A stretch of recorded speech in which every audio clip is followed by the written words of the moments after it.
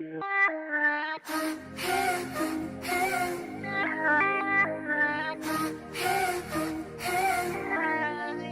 like bedbugs in a five-star hotel. First day, pretty face, but he's dumb as hell. He's dumb as hell. It's like so... Bonjour à tous, on se retrouve aujourd'hui dans une nouvelle vidéo pour vous présenter mes petits déjeuners donc, que je préfère faire, que je fais le plus souvent et qui restent à la portée de tout le monde. Donc c'est rapide, c'est sain, c'est équilibré, ça donne de l'énergie et tout ce qu'il faut pour démarrer la journée en fait. Je suis désolée, je viens de me lever donc j'ai une tête tellement ridicule, il est à peine 8h, ouais, il est 8h. Donc je me dépêche de filmer, là je vais vous filmer 2 recettes aujourd'hui et je vous en filmerai d'autres plus tard. Donc c'est parti. Pour la première recette, ce sera un smoothie, donc vous aurez besoin de mangue congelée, de framboises congelées. Ça c'est vraiment optionnel, donc c'est le Fit Banana de chez Natural Mojo, mais si vous n'en avez pas, n'en mettez pas, c'est pas grave. Du lait de coco ou du lait d'avoine ou du lait d'amande ou peu importe. Privilégiez vraiment les laits végétaux. C'est beaucoup plus sain que le lait de vache. Moi j'avoue j'ai encore un peu de mal à me passer du lait de vache puisqu'on en boit beaucoup à la maison. Mais je privilégie beaucoup plus maintenant les laits végétaux qu'avant. Et une jarre justement pour contenir le mélange. Alors c'est parti, on va commencer par mettre les morceaux de mangue. Donc moi je change vraiment tout le temps de smoothie, là c'est parce que j'avais ces fruits là au blé chez moi, mais sinon je change assez souvent. Vous mettez les fruits que vous aimez bien entendu. Hop.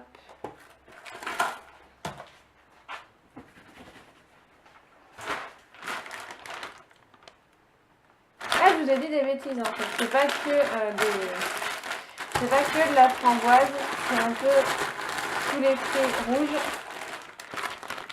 Donc vous avez myrtille, framboise et groseille je crois.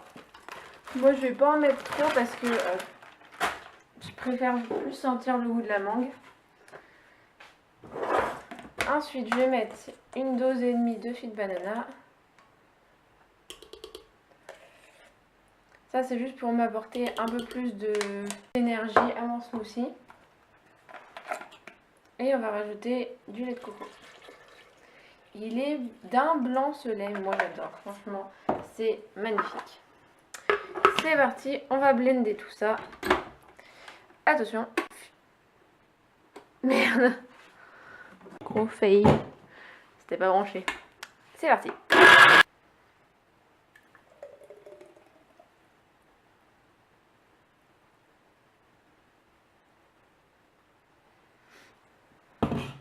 Alors la texture c'est à vous de voir, si vous trouvez que c'est trop épais vous rajoutez du lait, si vous trouvez que c'est pas assez épais vous rajoutez des fruits, mais voilà.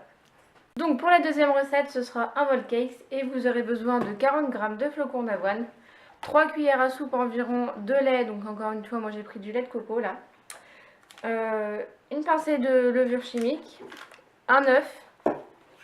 Et après vous mettez la garniture que vous voulez, donc moi ce sera des pépites de chocolat et des copeaux de noix de coco.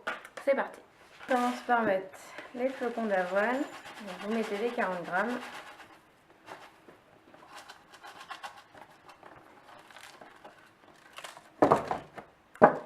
Ensuite, la levure.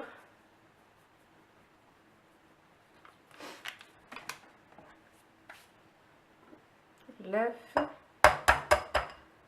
Et honnêtement, les petits déj que je vous présente là, c'est des trucs qui vont ultra vite à faire. Et moi le matin en fait j'ai tellement pas le temps que je suis obligée de faire des trucs très rapides. Donc là, moi j'y vais au feeling. Ça fait 1, 2, 3. Voilà. Ensuite, on touille. Moi une fois sur deux, mon bol cake se démule mal, mais c'est pas grave. Hein. Le résultat est le même, c'est juste que c'est un peu moins beau.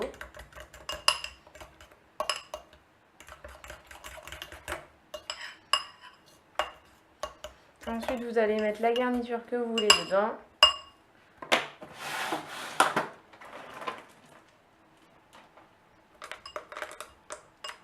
Moi, je mets des pépites de chocolat au lait, donc c'est un peu moins sain.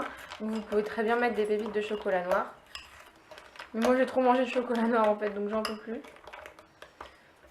Hop. On va mettre ça au micro-ondes. Alors je vous conseille vraiment de surveiller la cuisson par contre. Donc, moi je mets sur le bouton moyen, je mets 2 minutes. Et par contre je vérifie très souvent la cuisson puisque ça peut déborder, ça peut trop cuire et ça peut du coup ne pas être bon. Je vous retrouve juste après. Dans le bol cake.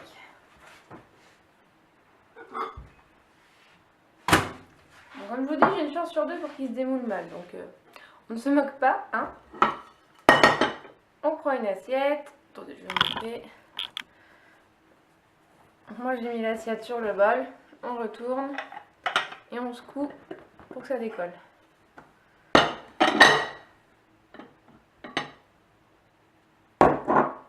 Bon, c'est bof bof. J'ai plus qu'à mettre ma petite noix de coco. Ça camoufle un peu les dégâts. Hop. Et en plus, je vais rajouter 3 framboises, histoire de... Hop. Et voilà. Un bon petit déj, sain et plus ou moins joli quand vous le prenez de ce côté-là.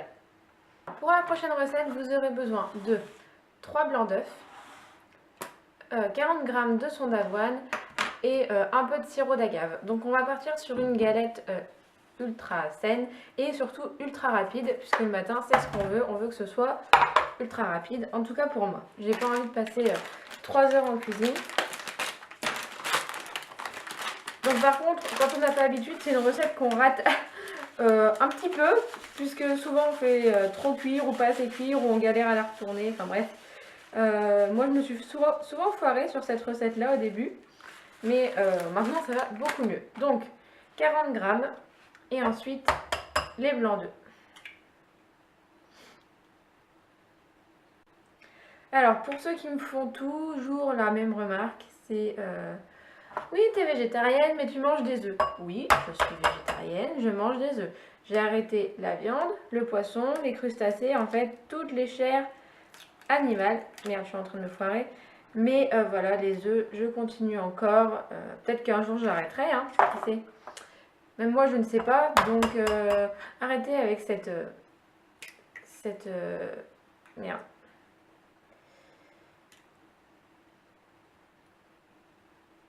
J'arrive plus à parler.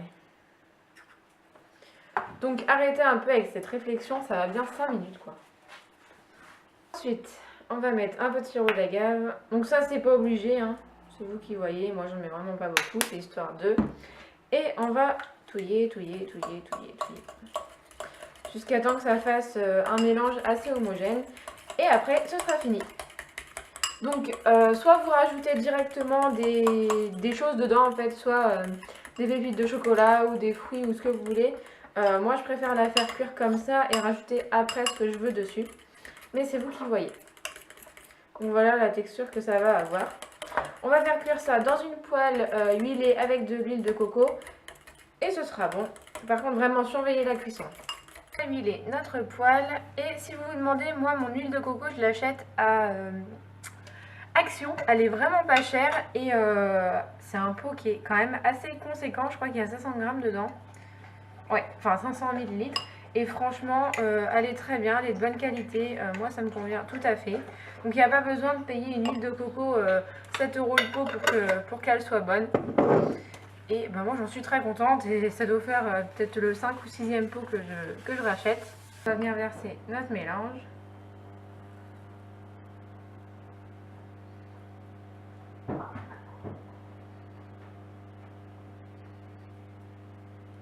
Alors étaler plus ou moins parce qu'il faut que ça fasse une galette, mais il ne faut pas que ça soit non plus trop fin. Sinon vous allez galérer à la retourner, c'est moi qui vous le dis. Donc voilà, ma galette est terminée de cuire. Donc après, honnêtement, vous mettez ce que vous voulez dessus. Moi là, je vais mettre du beurre de cacahuète à la noix de coco. Donc, je vais vous montrer ça tout de suite. voilà ce que je vais mettre dessus. Donc ça vient de chez MyProtein et honnêtement, j'arrive plus à m'en passer. C'est hyper bon. Donc voilà, c'est beurre de cacahuète, saveur noix de coco. Et honnêtement, il est top. Je crois que c'est mon préféré de chez eux. Et je le rachèterai mais sans souci. Donc c'est un pot de 1 kg. Et voilà, franchement, on le mangerait à la petite cuillère tellement ça sent bon. Bon, je vais décorer ma petite crêpe et je vous retrouve juste après. Voilà, j'ai terminé ma petite galette. Donc j'ai rajouté des framboises et de la noix de coco râpée parce que la noix de coco, bah, c'est la vie encore une fois. Et donc en dessous j'ai mis mon beurre de cacahuète. Et franchement, c'est trop bon. Moi j'adore, je valide complètement.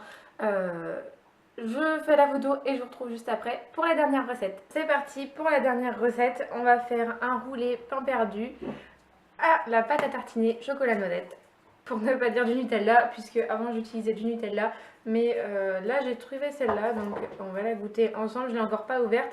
Et j'ai testé la nocciolata que j'adore mais qui coûte assez cher. Du coup là j'ai voulu prendre celui-là pour essayer. Donc c'est bio, c'est sans huile de palme. Mais ça reste de la pâte à tartiner, donc on n'en abuse pas. Alors, il va vous falloir une tranche de pain demi-complet, un œuf, du lait végétal, donc moi là j'ai pris du lait de coco, un récipient pour battre tout ça, et un rouleau à pâtisserie pour étaler votre tranche de pain. Donc on va commencer par faire la préparation à pain perdu. Donc on va mettre l'œuf entier. J'ai pas de quantité là par contre pour le lait, faut faire au feeling.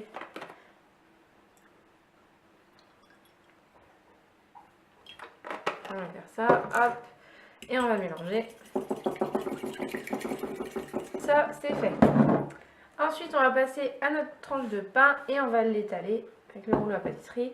Donc faites attention aussi de ne pas l'étaler trop finement, sinon ça va se briser quand vous allez le rouler. Hop, merde j'ai oublié un couteau. Ah, je pensais qu'il allait être dur et en fait non. Ouf. Ah, ça sent trop bon. On va étaler sur notre petite tartine, qui n'a pas besoin d'en mettre 3 tonnes. Hein. Même si j'en ai déjà mis pas mal, je trouve. On va dire que ce sera le seul petit déj qui est le moins healthy. Et en même temps, j'aime pas trop ce mot. Parce que pour moi, il faut quand même se faire plaisir. Donc, mangez comme vous voulez, mais raisonnablement. Ça, je vais pas me le faire tous les jours. D'ailleurs, je le fais plus au goûter qu'au petit déj. Parce que c'est un peu plus long que mes autres trucs à faire. Hop, voilà, notre petit rouleau est prêt. On va le badigeonner, on va le faire tremper dans la préparation à pain perdu.